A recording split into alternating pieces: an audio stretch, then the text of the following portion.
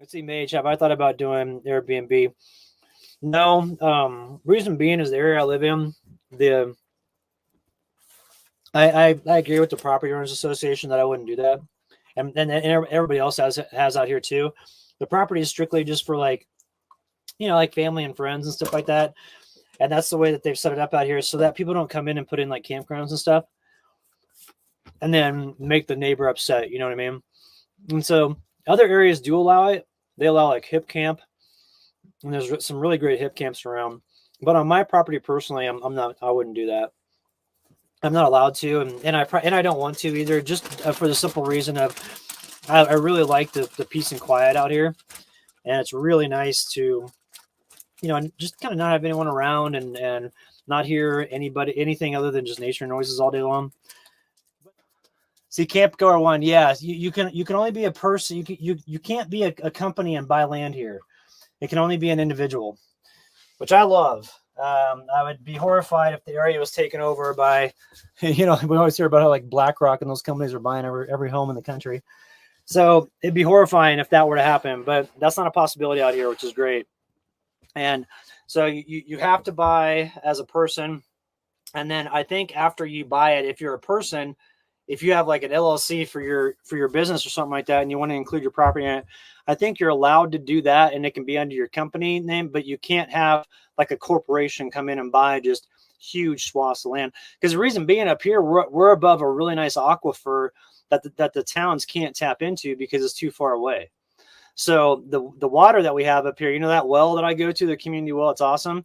That well is will always be like that because the parcels up here are really big. They're 40-acre parcels, so you got to think the water usage isn't as intense as it is in areas where there's 1-acre parcels. You know what I mean?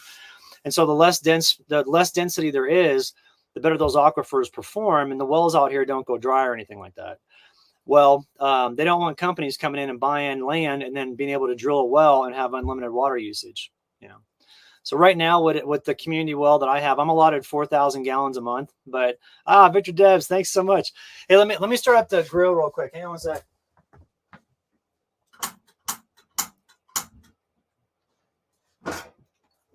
All right, cool. That's going now.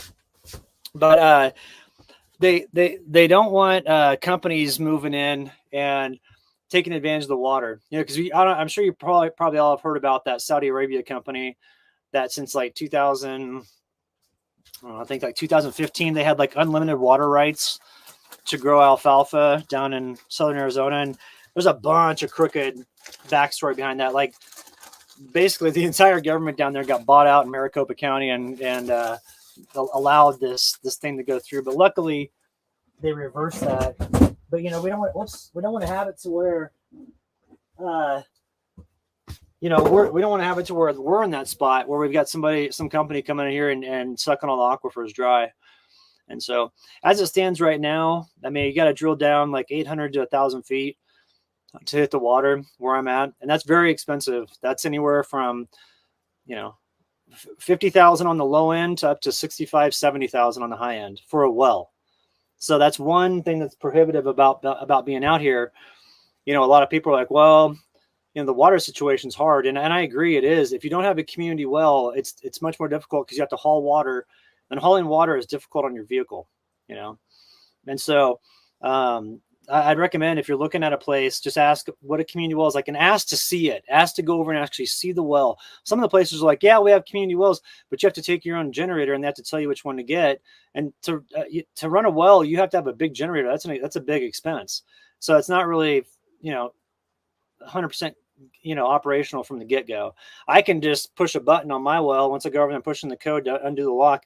Just push a button and it starts going, which is great. So, yeah, I agree. CRL 277A that the U.S. has got to stop selling land to other countries. I don't understand why they do that. It's crazy. So, I would think that they just wanted to keep it in, and like they're selling it to like other countries, like not in like other companies that are in these countries that are exploiting the land. Like, the company from Saudi Arabia, they're not allowed to grow alfalfa in their country because it's too water intensive. So they came out here and found a loophole. And it's like, whoever allowed them to do that, it's like they just obviously sold us out, because the groundwater in Arizona is very, very, very precious. And you know, you don't want to have some company just having unlimited usage in any capacity.